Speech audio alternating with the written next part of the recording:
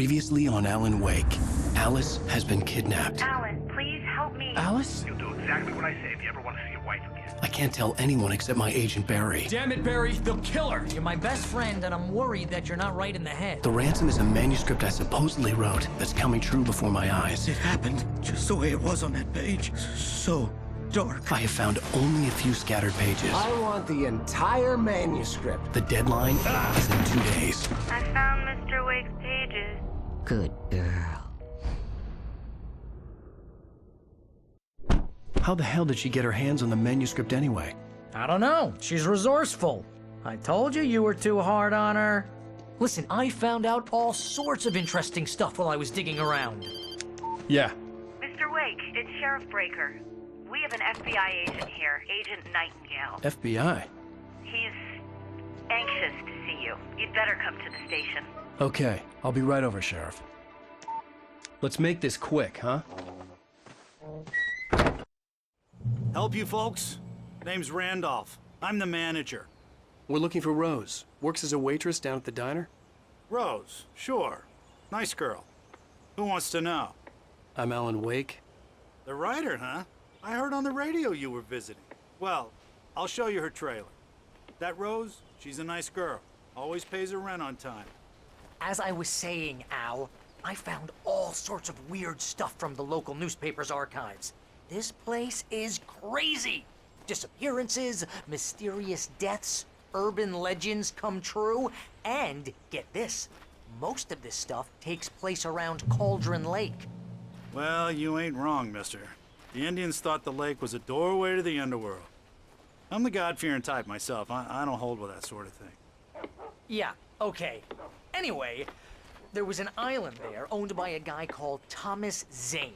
Now, some of the articles I found about him make him out to be a famous writer, but I ran a bunch of searches, couldn't find a single thing he wrote. Zane was heavily into diving, so much so that the place came to be called Diver's Isle. But the volcano under the lake erupted in 1970, and Zane went down with the island.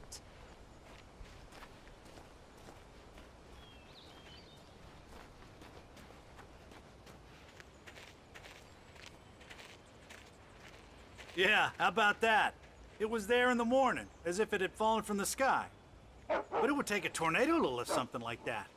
We're damn lucky it didn't crush any of the trailers. Come on, mister. I'll take you to Rose's trailer.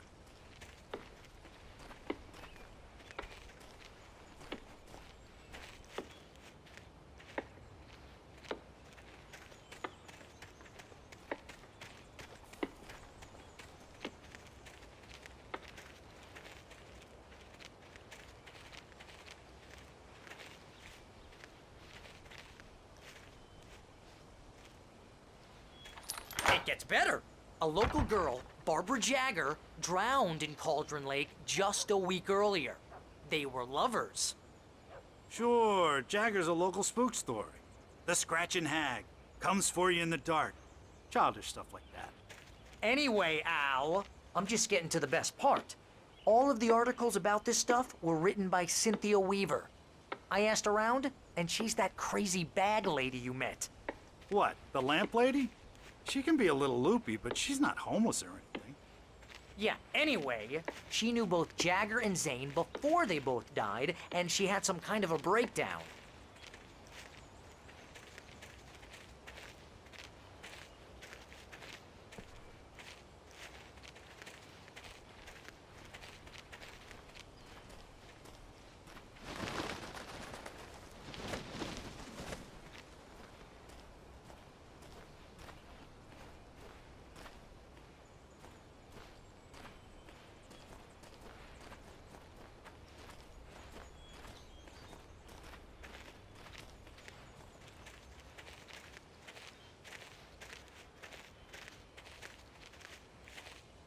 Well, mister, this here's Rose's trailer. You mind me asking what you want with her? We're just here to talk to her, pal.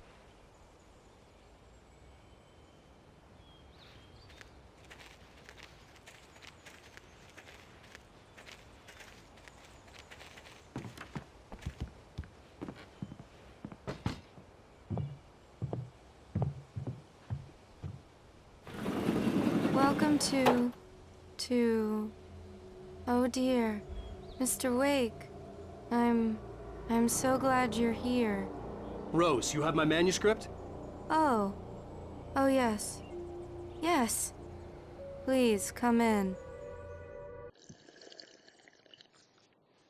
Hey, this is really good. Rose, Yes, my manuscript. I really need it. I understand. I know what you need. A muse to inspire you. Oh, for Barry. She doesn't have anything. Yeah, hey, Al? Al, what's... Oh... Barry! What? What?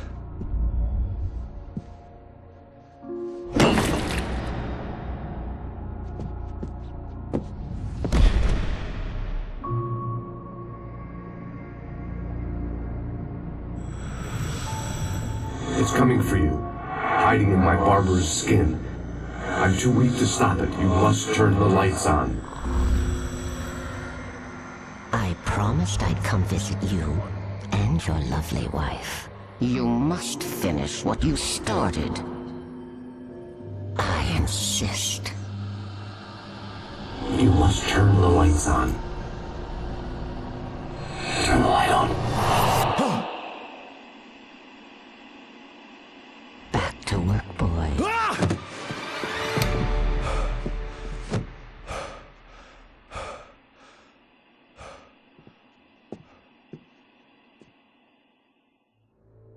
I felt nauseous, hungover. Only anger kept me going. I can't tell reality from dream anymore, but it seems I have an imaginary editor to help me. She's an old woman in a funeral dress. I call her Barbara Jagger. She's very strict. I'm writing faster and faster. My manuscript is being heavily revised. The edits are getting very aggressive, and each day there's less of me and more of her. I hate it, but I know she's right. She promises me I can save Alice this way. She knows more of this than I do. About the complex incantation I'm attempting. About this place. She's worked with another writer under similar circumstances, Thomas Zane. The genre of the story seems to be shifting. It's turning into a horror story. I'm getting close. I can feel it.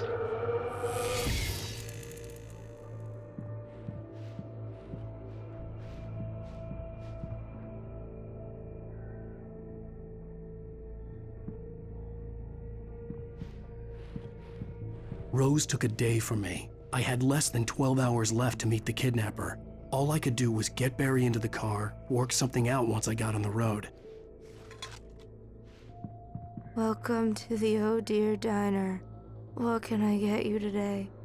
Coffee? I couldn't work up much hate for Rose. Something had used her to get to me and left its mark. First refill is free. Milk and sugar on the counter there. Would you like to hear today's specials? Thank you. A nice day. Come back soon. Barry was out of it. He was way too heavy to carry. You're right. I deserve more money. I'm so handsome. My gun and flashlight were gone. I'd have to find a way to get Barry into the car as quickly as possible. There was no time to waste. Mr. Randolph liked Rose. That little smile she had. How she was still sweet when life had tried so hard to make her bitter. It wasn't any of his business what she did in her trailer. But those strangers, the writer and his smart-ass sidekick, looked like trouble. And they'd been in there for hours, way past her normal bedtime. He reached for the phone and called the sheriff's station.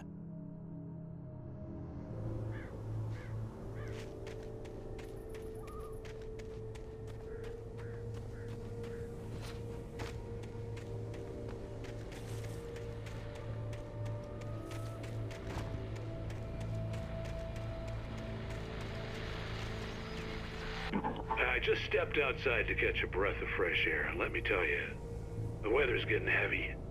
Nights like this make me especially glad I'm here talking to you and not home in bed. Once the weather takes a turn like this, I can't sleep at all.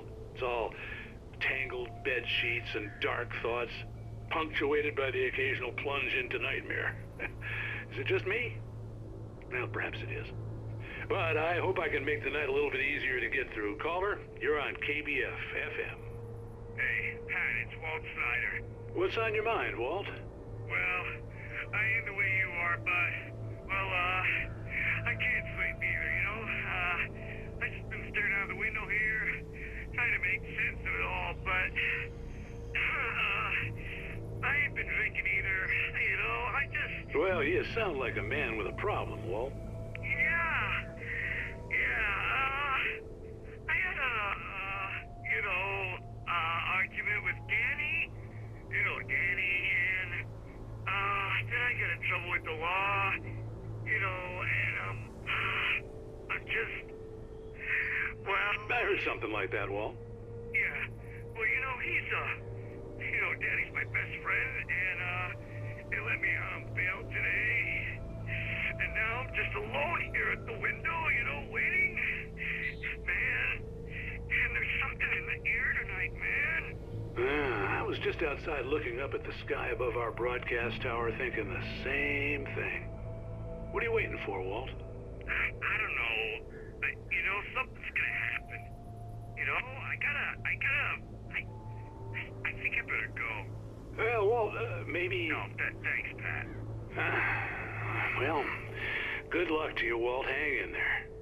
Let's take a little break, folks. This weather's really something else, huh? How can I be sure you'll walk away?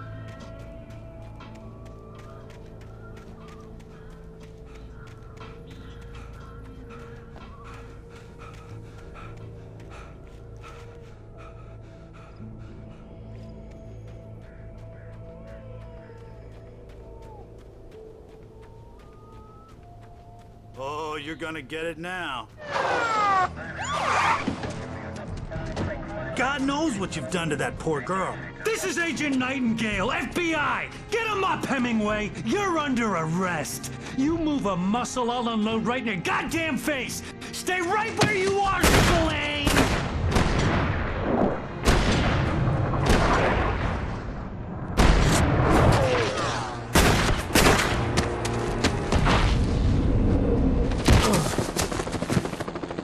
What are? I'm standing right here, you goddamn maniac!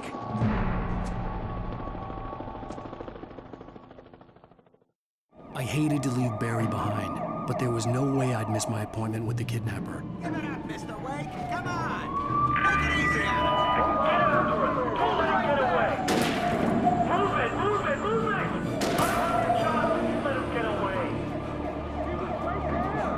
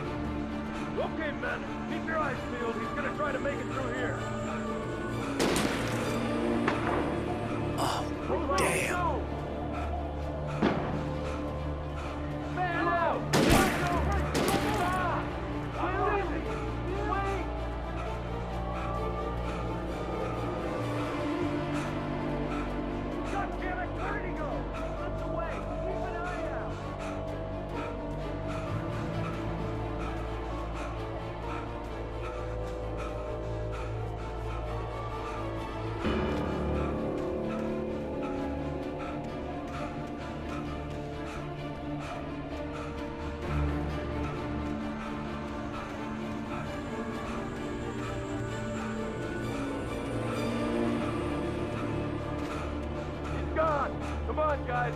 We need to head him off.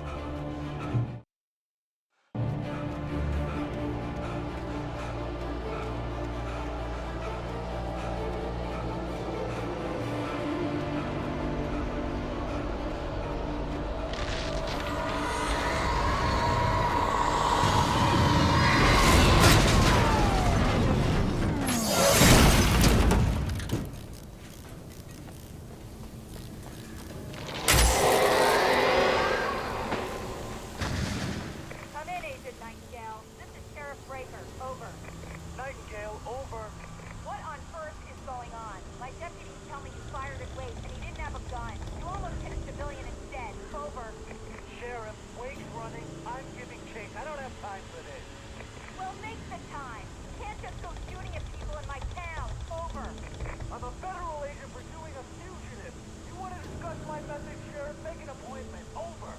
You stay right where you are, Agent Nightingale. I'm on my way. Out. The suspect was last sighted running along the corridor that leads west of the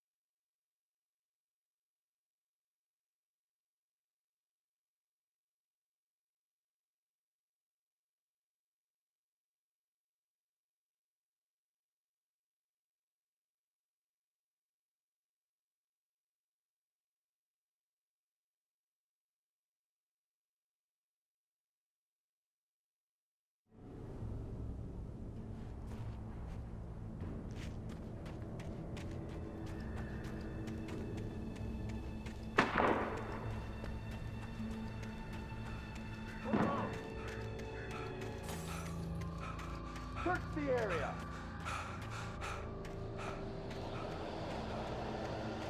Stay sharp. This way. Over here.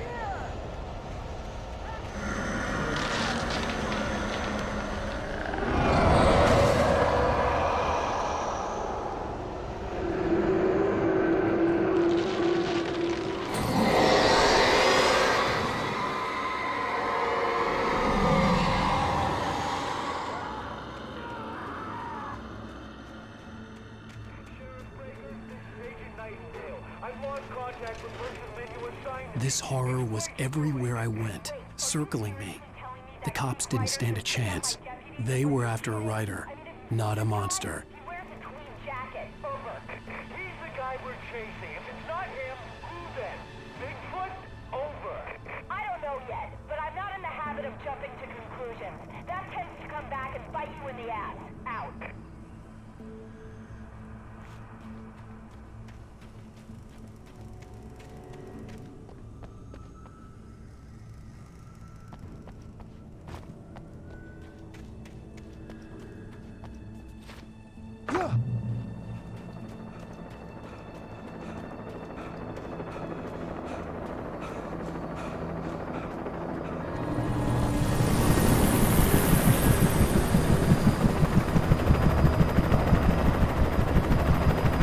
You on the ground.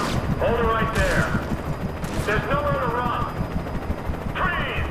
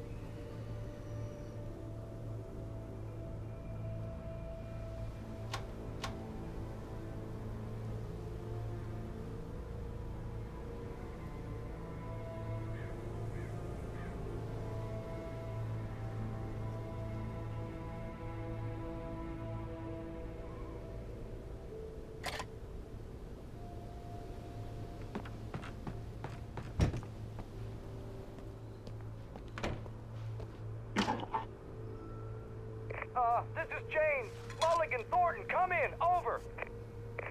Thornton here. James, we got both Wheeler and Rose in custody. They didn't put up a fight or anything. Why, they were... Hey, what are you doing? Come that. Jane, Mulligan here. Over. Go ahead, Mulligan. Over. We got Wheeler and Rose here. Wheeler's drunk or hopped up on something. Speaking of which, that Fed had a pretty distinctive whiff of Otis Scotch about him, if you know what I mean. Over. I don't have anything on that, Deputy Mulligan. Over. Well, whatever. Anyway, Rose is just being plain weird here. You better get Doc in to take a look at both. Over. Gotcha. You better get them here quickly. The Fed's gonna want to interview Wheeler. Over. Oh yeah, I bet he does. Looks like they have a lot in common. Mulligan out.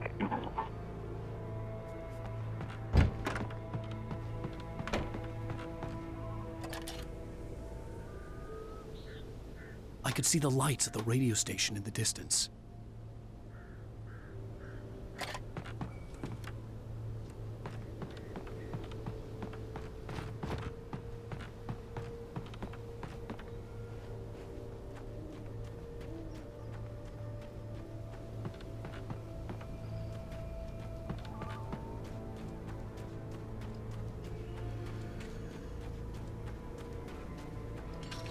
I imagined that the broadcast tower in the distance was part of the local radio station.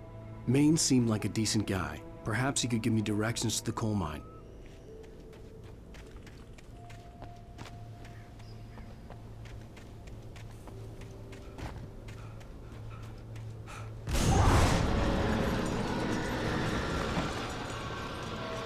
Unnatural shadows clung to the gate. The darkness that was after me was trying to stop me. I wouldn't get through without a light.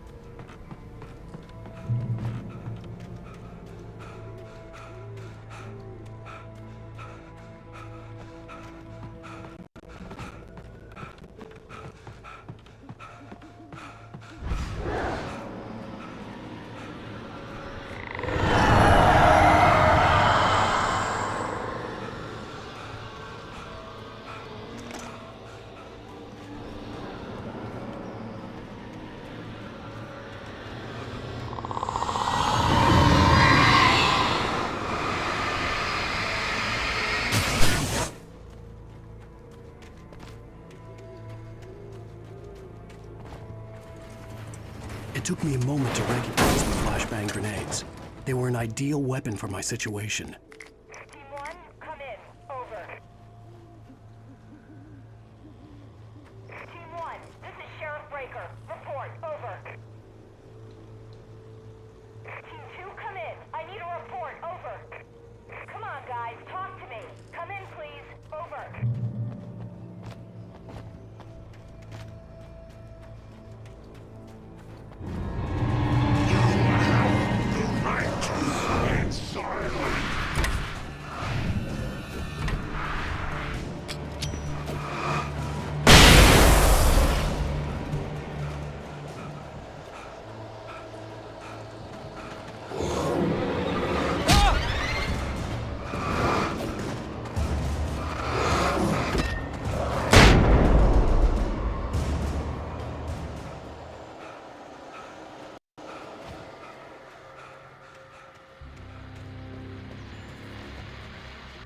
And here's another call. You're on KBFFM with Pat Maine. It's Milt Peabody, Pat. What's on your mind, Milt? Well, I live near the trailer park, Pat, and there's a big ruckus going on over there. Well, that's just up the road from me, too. What's going on, do you know? I don't know, but there's a bunch of police cars there, lots of sirens, a helicopter buzzing around, and I think I heard some gunshots. Gunshots? like from a pistol. So can you find out what's going on? Because it's just next door and they're popping off guns there. They're still shooting? No, it was maybe 10, 15 minutes ago. It sounds serious, Pat. I'm telling you, it don't sound like no party. Well, I'm certainly going to give the station a call, Milt. Okay. You'll hear it here as soon as I hear from them. Okay, thanks.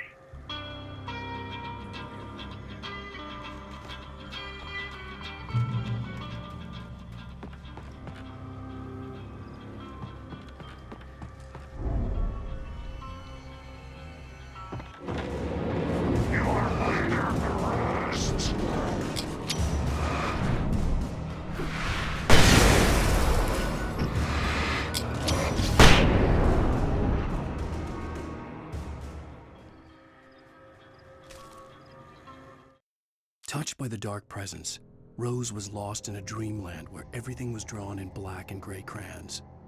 The old lady had promised her that all her wishes would come true. She would be Alan Wake's muse. She was smiling so hard it hurt her face. She crushed a bottle full of sleeping pills into the coffee. Deep down inside, she was screaming in terror.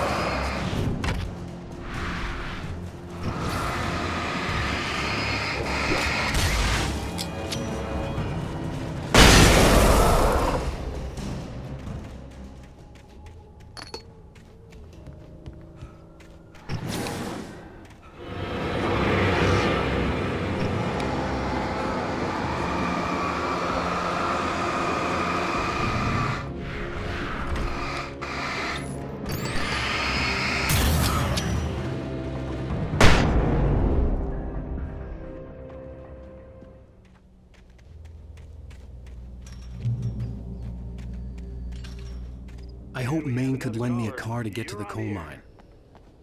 It's Lorna Miles. Oh, why, hello, Lorna. What do you have for us?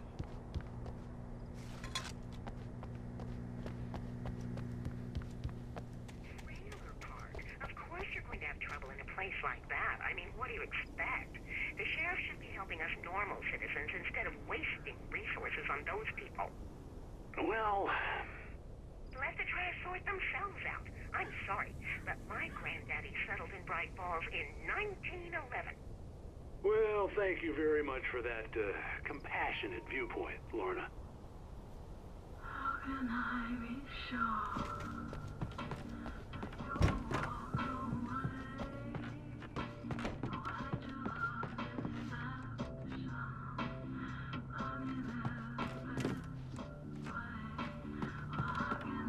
Oh, here's a little surprise.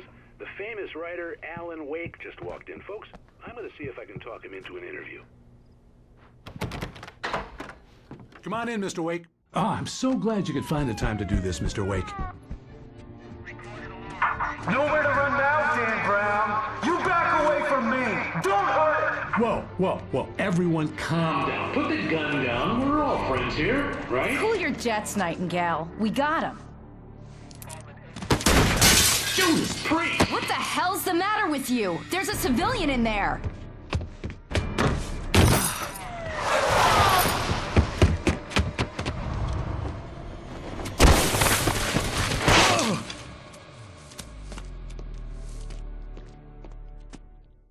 I'll get you yet, even if it kills me. You hear me? You hear me, H.P. Lovecraft? I had fallen off so many cliffs it was ridiculous. That's what you get for naming a book The Sudden Stop. It was probably good I hadn't had the chance to tell Maine where I was going. I'd have to lose the cops and find my own way to the mine. Nightingale stared through the broken studio window into the dark woods. He turned around, started to walk out, but Maine grabbed his arm. "Young man, you almost shot me. You don't shoot off rounds at people like that. What's the matter with you?" Nightingale shook his arm free, marched out. His cheeks burned with rage and humiliation.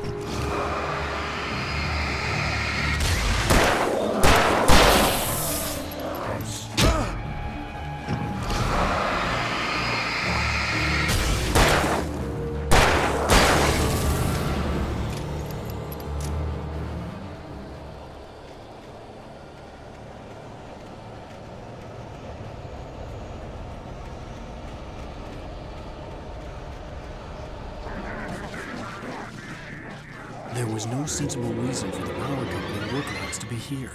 It was almost as if they'd been left for someone like me to use.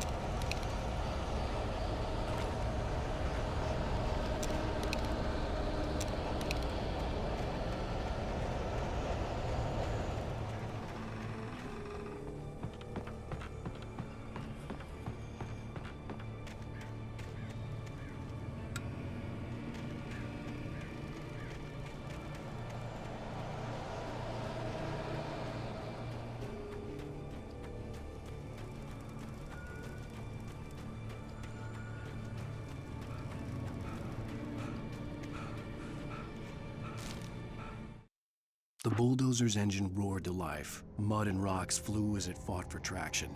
It crashed through the concrete wall and landed heavily in the yard. If it were an animal, it would have shaken its head after the impact, fixed its eyes on me, and charged.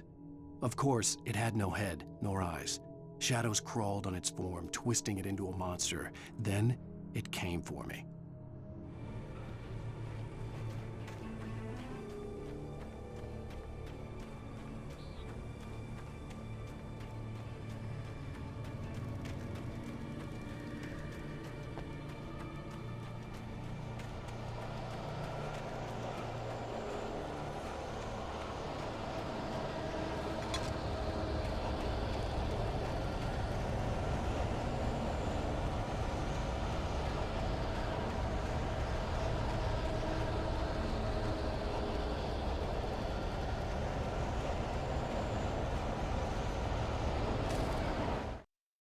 Sarah trusted her gut, and her gut said Agent Nightingale was an asshole. He felt wrong, and it wasn't just the smell of stale booze. It was in the way he flashed his badge, pulled rank, the look in his eyes when he wanted answers. Where was Alan Wake? What was this about an accident? Where was his wife? And most importantly, why did she let Wake go? He wouldn't answer her questions. Federal business was all he'd say.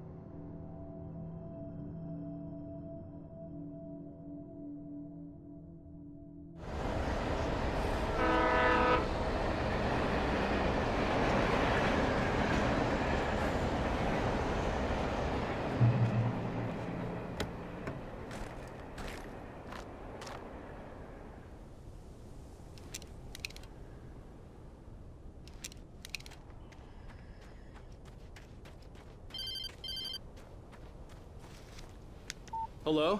The most stubborn man I've ever met. Alice? Alice? Alan. I'm so afraid. He keeps me in the dark. Please help me. I look at you, Alan, and it's not you. Something else. Looking out from behind your eyes. Alice, I'm here. I'm so alone here.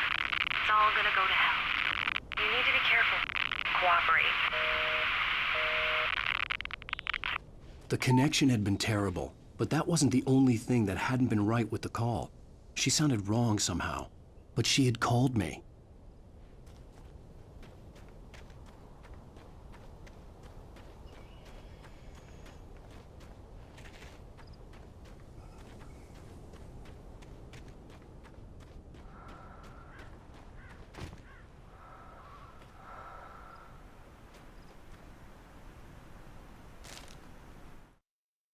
The pipe wrenched itself loose from the bridge's steel framework.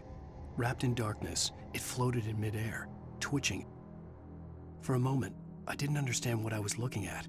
The heavy object lurched at me with impossible force. I threw myself out of the way, but just barely. When I turned my flashlight on it, it shook in a dark rage before it flew at me again.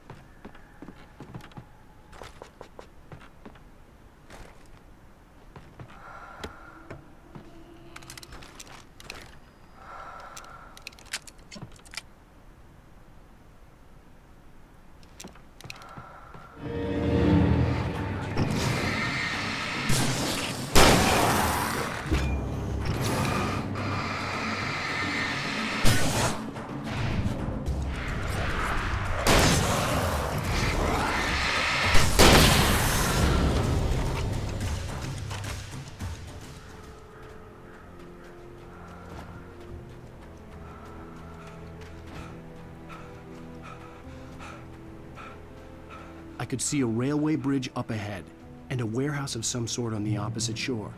I hoped I could find a car from there.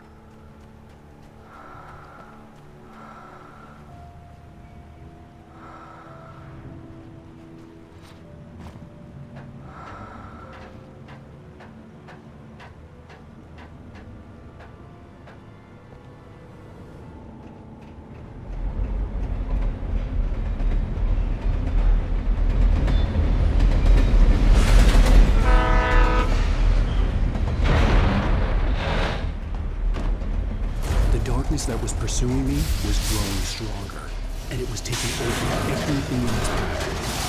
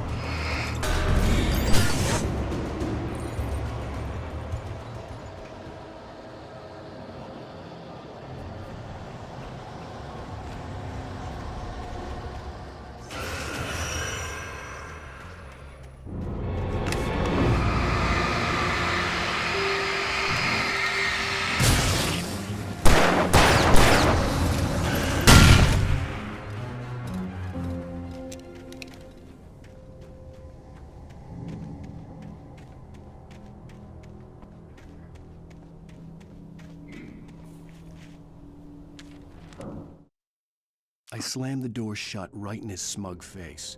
He pleaded for me to open the door. True to form, the asshole actually thought I would obey.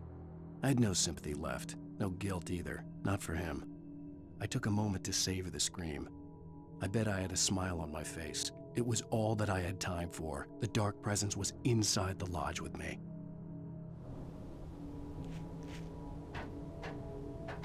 As a teenager, just starting to get interested in writing, Stephen King had been a source of inspiration to me. I thought about all the inanimate objects that had come to life in his books. No one is safe in a good horror story, certainly not the protagonist. That's what makes them fun. This was anything but. The darkness could possess anything, and it was getting closer.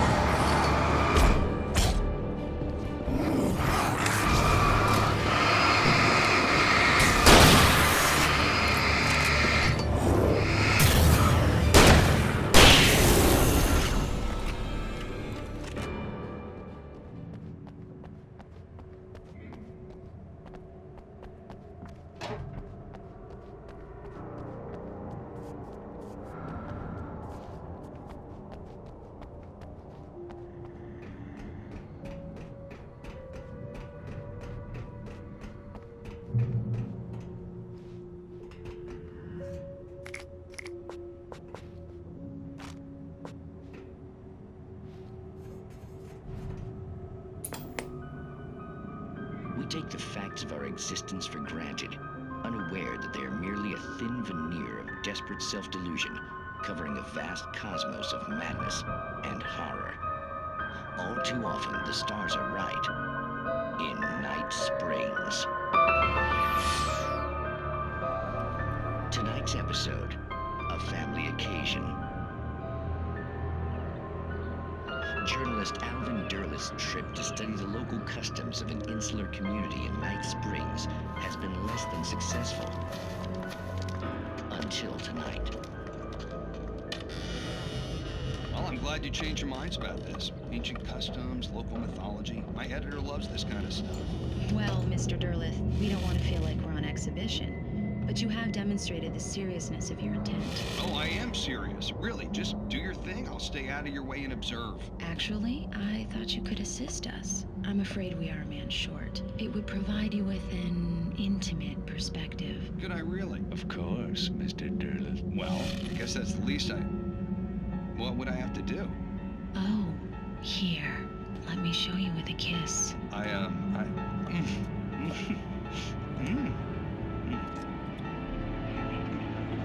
What did you add?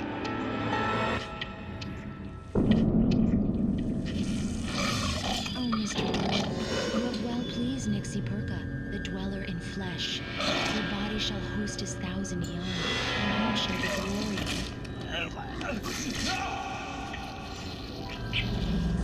Shh, darling, be calm. Shh. Alvin Derleth learned a harsh lesson. If you go looking for mythology, it may come looking for you. And such quests always bear fruit.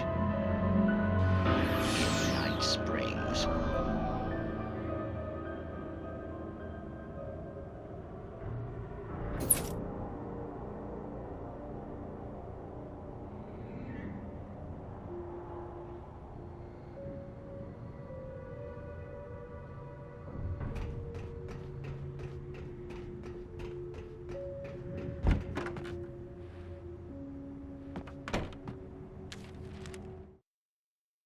The darkness surged towards me, sucking everything loose from the ground into its depths, tugging at my clothes.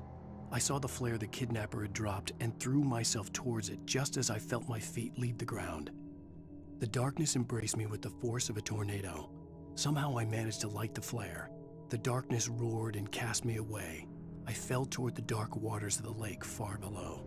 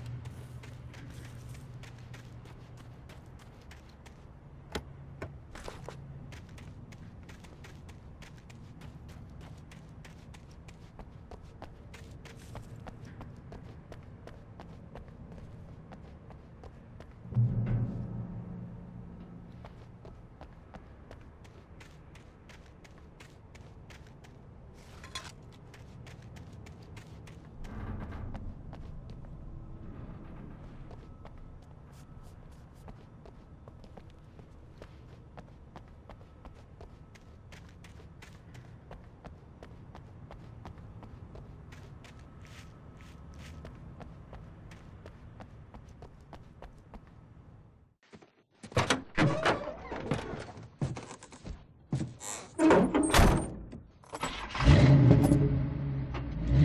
had never been this glad to see the sunrise. I had a couple of hours to get to the coal mine.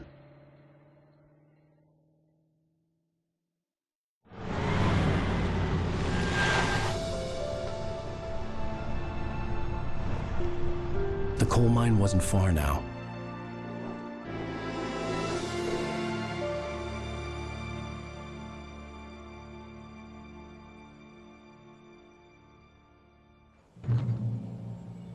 Today, I would meet the kidnapper, and he would give me Alice. I wouldn't give him any other choice.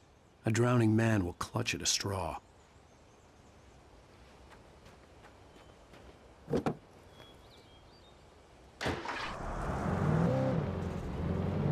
Little by little, without realizing it, I'd come to believe that the story in the manuscript was coming true.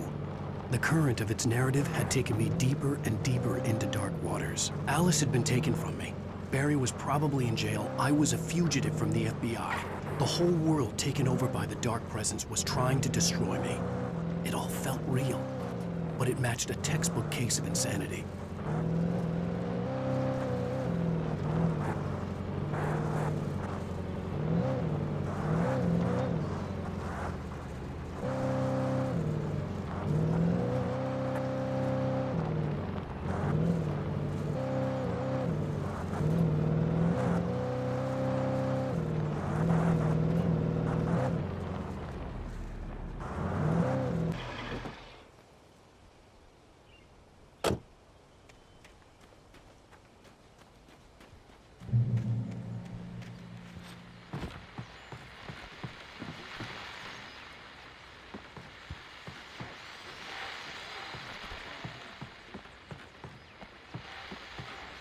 This is Pat Main, and you're listening to KBF-FM. Folks, I want to apologize for kind of abandoning you to that looping music track last night, but I was detained.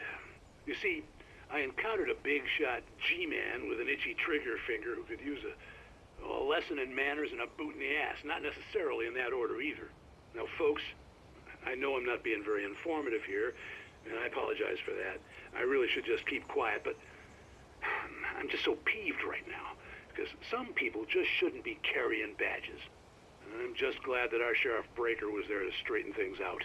And if someone I met last night is listening, let me just say, I'm sorry if my mouth got you in trouble. I'm pretty sure you're not the bad guy here. Godspeed, son. I hope you know what you're doing. Now, on a lighter note, I'll be talking to Dr. Nelson all morning. But first, a little music.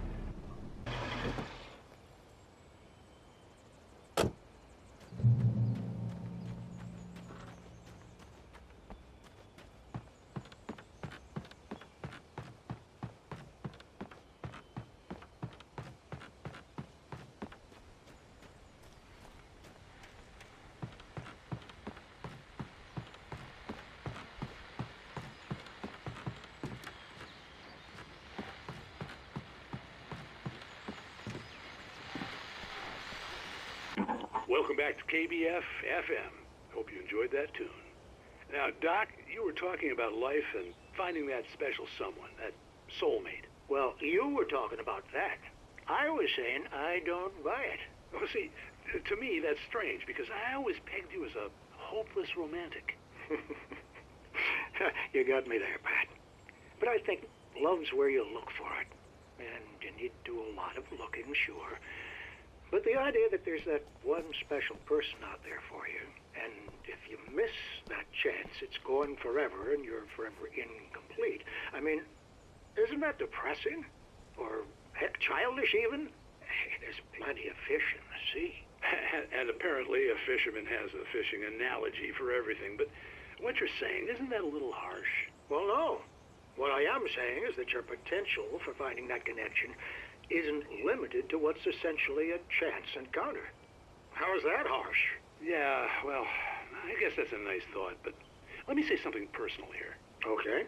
Now, well, I don't disagree with you exactly, but I can't really fit that together with what I feel, what I felt for someone, because she was the one. She was. And I let her drift away from me. Maybe I didn't put in the work, I don't know, but, well, since then, and it was a long time ago, but since then there hasn't been anyone, not like her. And I'm not saying I dwell on her or haven't moved on. I like my life. I'm not living in the past, but I do miss the way she completed me. You can't argue with the heart, Pat. I'm sorry, folks. I had kind of a scary experience last night, and let's just say it's shaken a few things loose.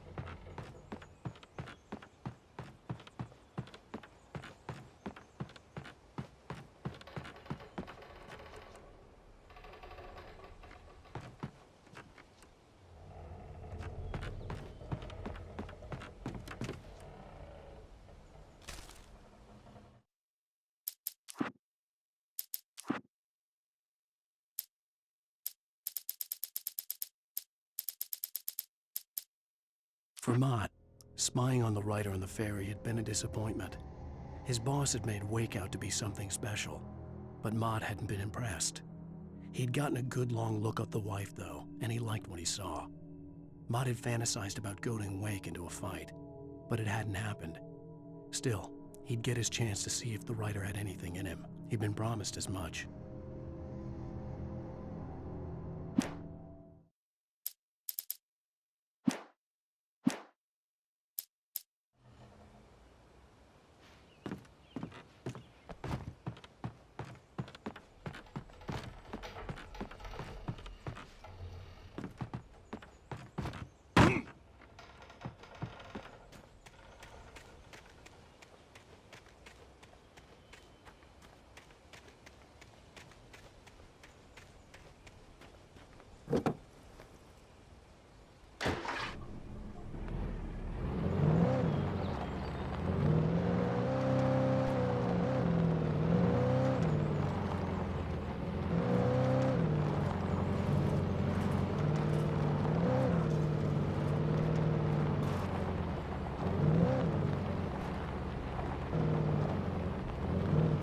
I was early. I was supposed to meet the kidnapper at noon in the main building. The coal mine was quiet. It was a museum now.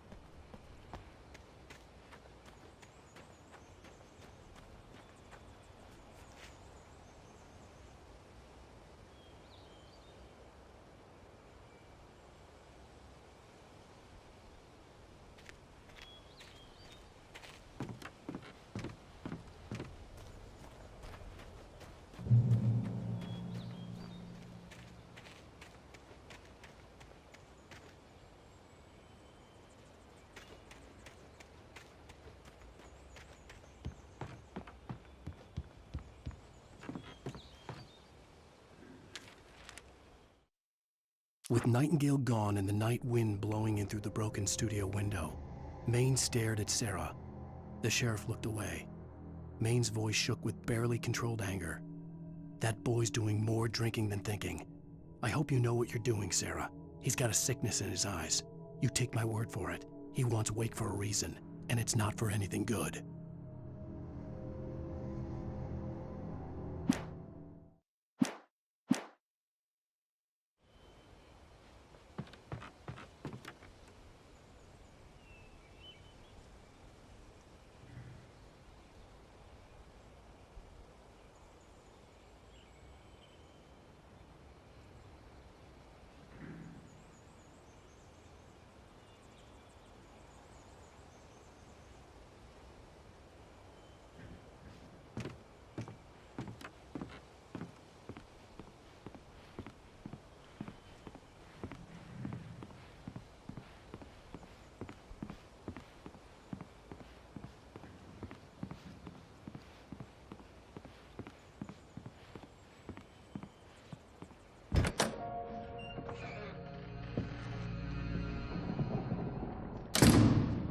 I didn't want to go outside.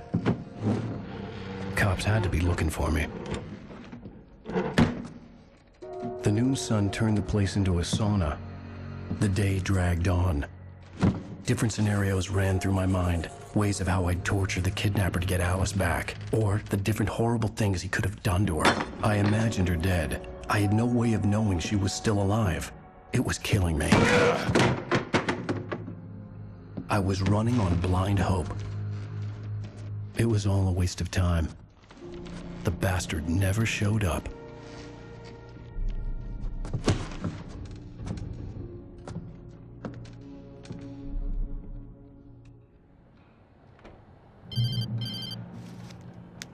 Wake!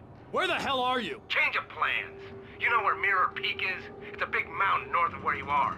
You follow the path from the mine, you can't miss it. There's a lookout point there. I'll be waiting. I'm through being jerked around by You you. want to see your wife alive?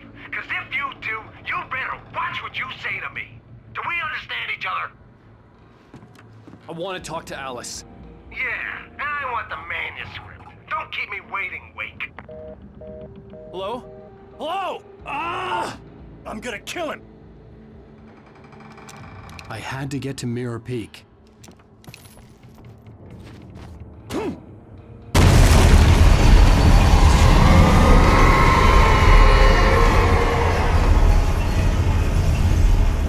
It was close, maybe closer than ever before.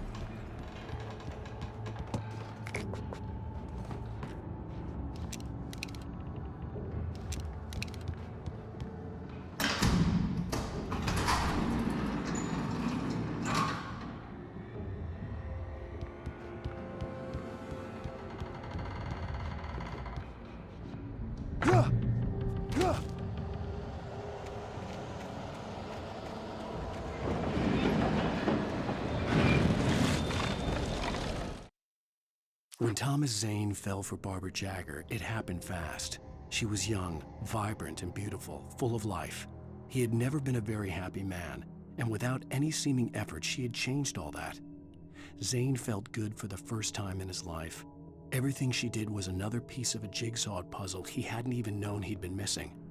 And best of all, she made the words flow, strong and sharp. She was his muse.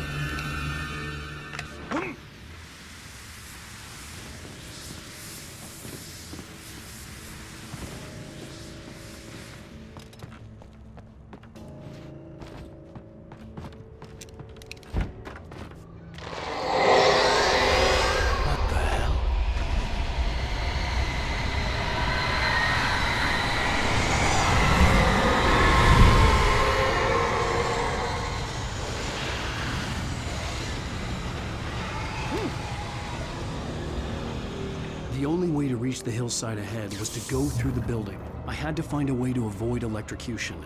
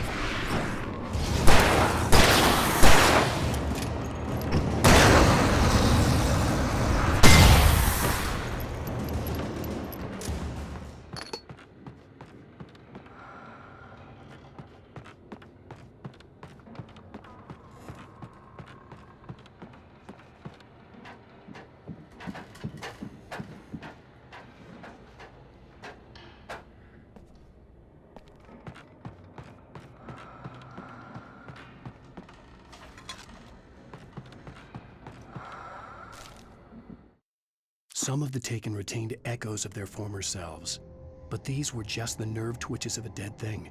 Nothing remained but a shell covered and filled with darkness.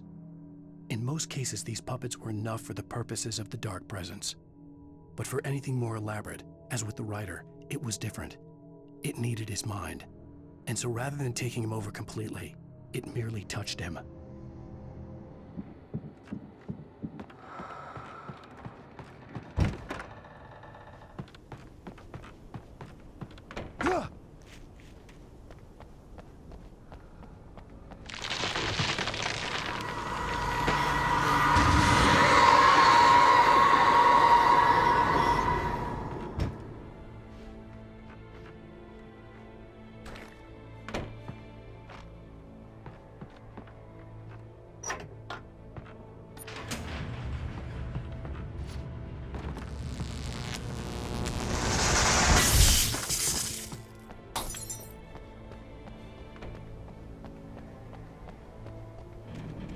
There was no way the flashbang grenades were standard power company equipment.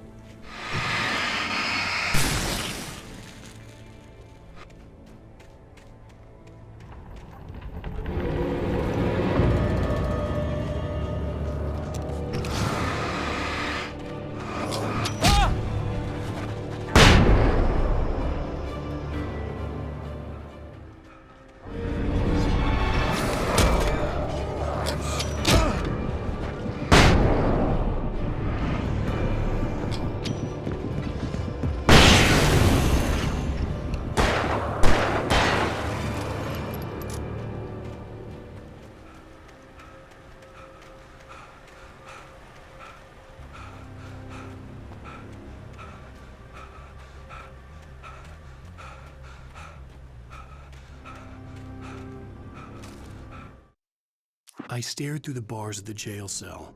Barry stood behind me, swaying on his feet, looking as ill as I felt. Agent Nightingale stood on the other side of the bars with Sheriff Breaker. Nightingale had a stack of manuscript pages in his hand. He seemed unhinged as he gloated. "Well, I've got you now, Raymond Chandler. It's all here, all the evidence, including conspiracy to murder a federal agent."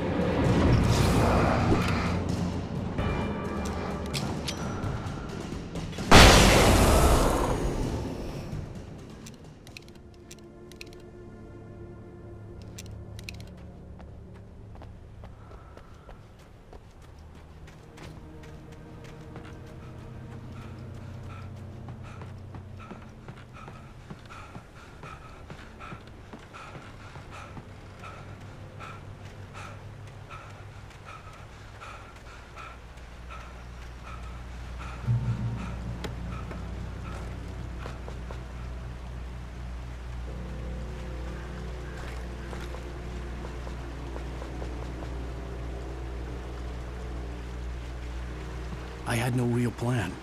I was going to give the kidnapper all the manuscript pages I had for Alice. If that wasn't enough, I'd hold him at gunpoint and make him talk.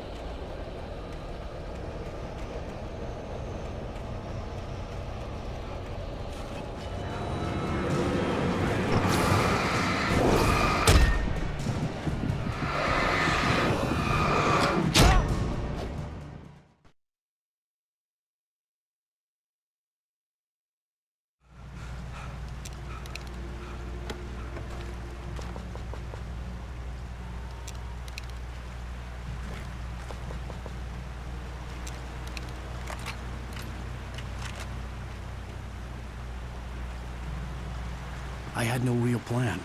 I was going to give the kidnapper all the manuscript pages I had for Alice. If that wasn't enough, I'd hold him at gunpoint and make him talk.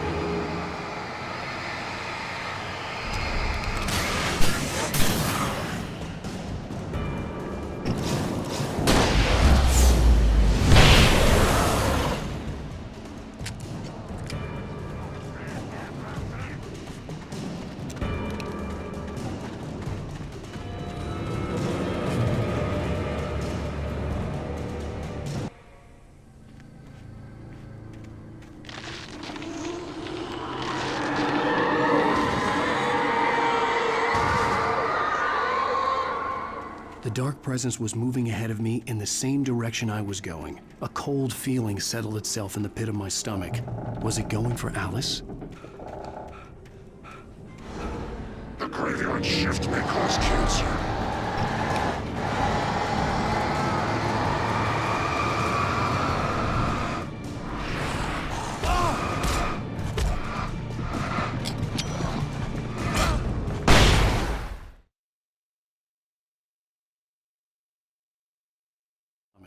Was it going for Alice?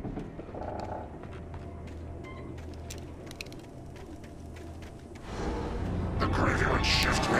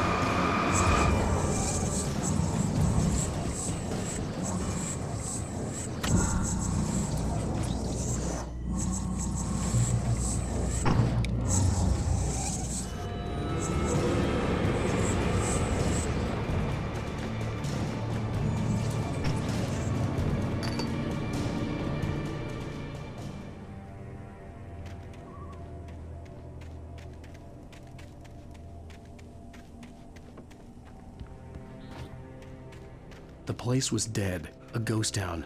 Had been for decades, maybe a century.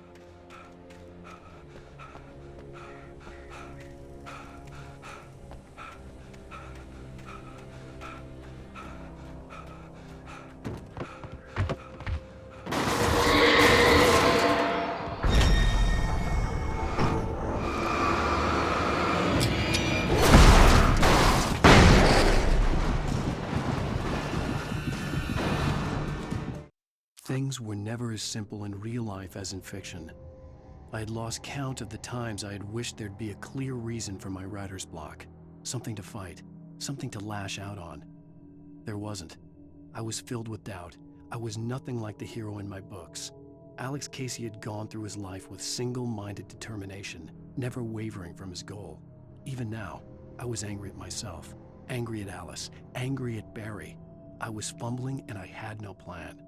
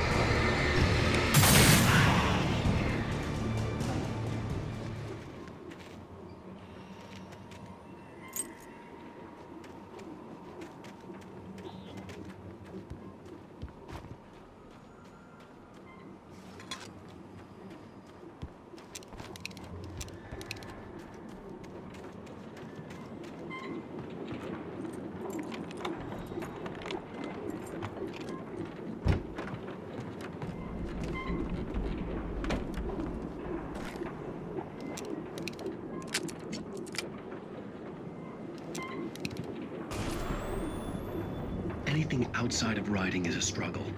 I feel ill. I managed to make my way downstairs. There's a shoebox filled with books and papers by Thomas Zane. It's very hard to focus, but I managed to read some of it. He's a poet, and a good one. He writes of muses and creators summoning fabulous things from a magic lake, using his powers to shape the world of a realm of gods and dreams and demons, dark things that wait for a chance to slip through, wearing the flesh of men as disguise. Zane writes about himself, his girlfriend being taken over by a dark presence, about growing scared of the lake. Zane believes it's a mirror to the gaping void of darkness above, where some Lovecraftian presence lurks. I crawl back upstairs. I'll borrow these things for my story. They ring true. They fit.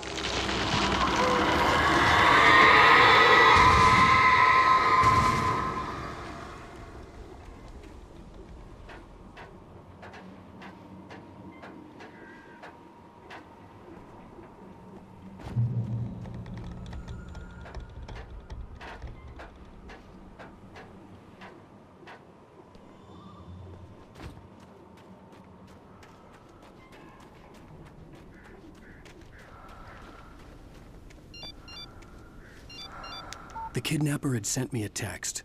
The message was full of spelling errors and insults. It was telling me to hurry up.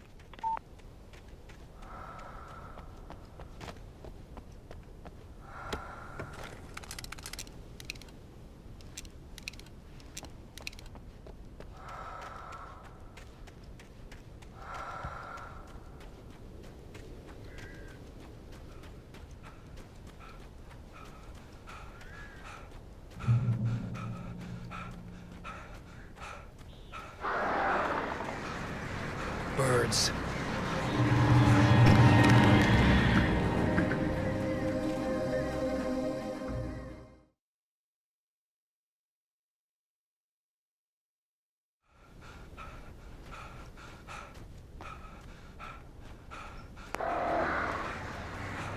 Birds.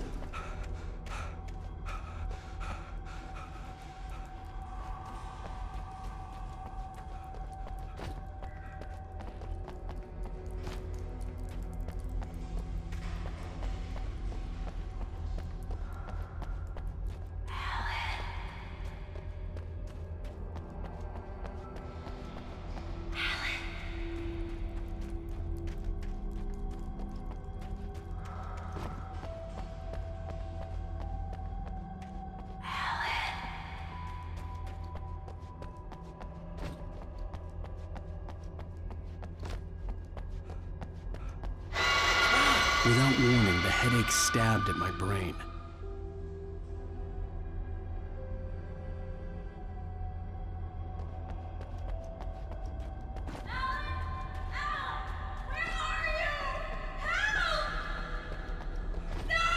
Alice?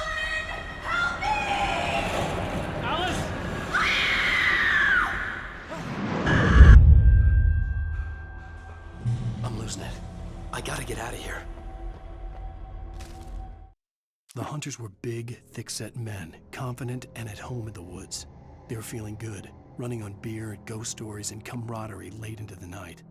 It did them no good, as they were taken by the dark presence, sucked deep into a darkness far worse than any ghost story they ever told or heard.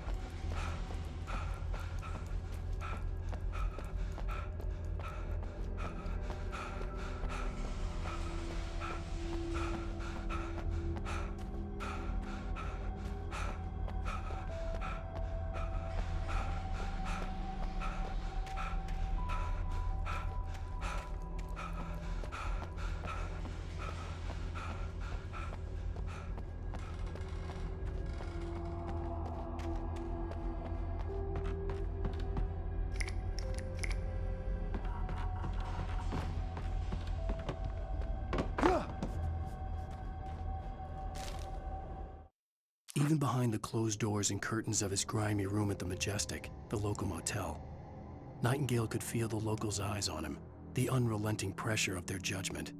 He forced it out of his mind. For all he knew, they could all be under Wake's spell already. You do what you have to do to get the job done. He took comfort from the bottle in his hand. Please, he thought, just let me get through this.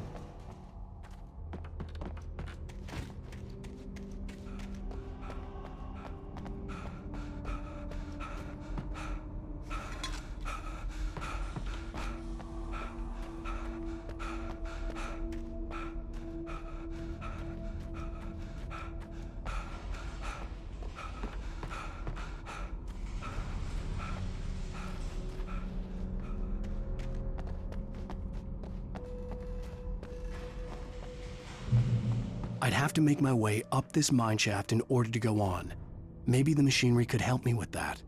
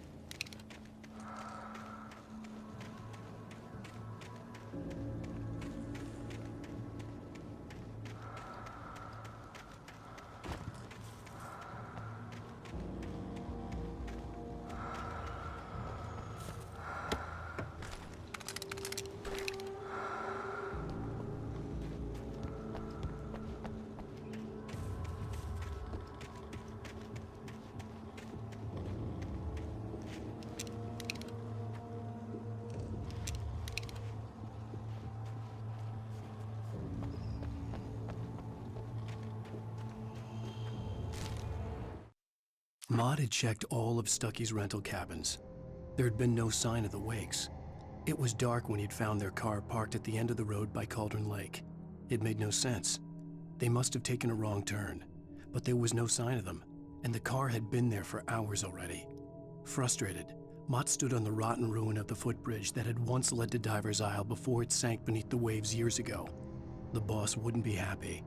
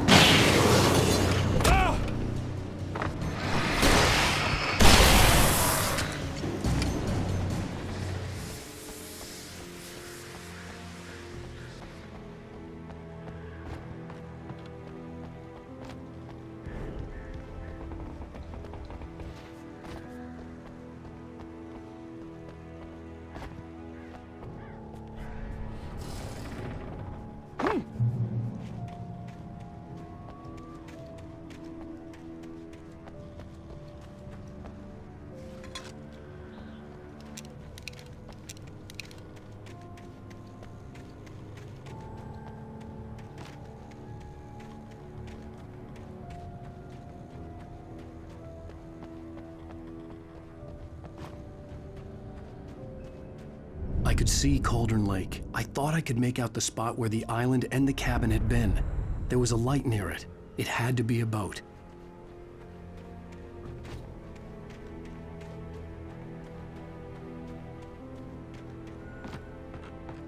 I was close now. I had to get... I tried to hold on to Alice, but her form melted away. I was losing control. Dr. Hartman stood in her place. I wanted to hit him, but my arms were jelly. He smiled. It was a reassuring smile, and I hated him for it. I had to give you a sedative. Don't fight it. You went through another rough period. Right now, it's very important that you stay calm. We don't want you to have another episode. You're a patient at my clinic. Have been for a while now. They're fast. I dreaded what I would find.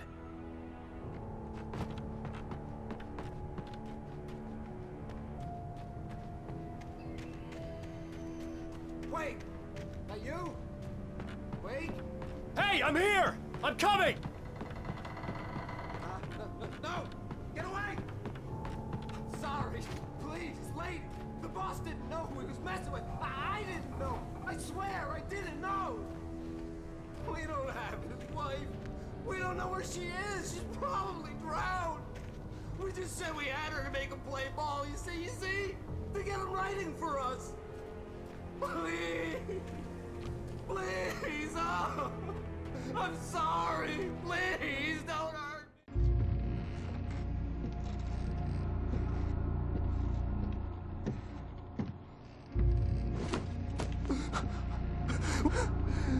me.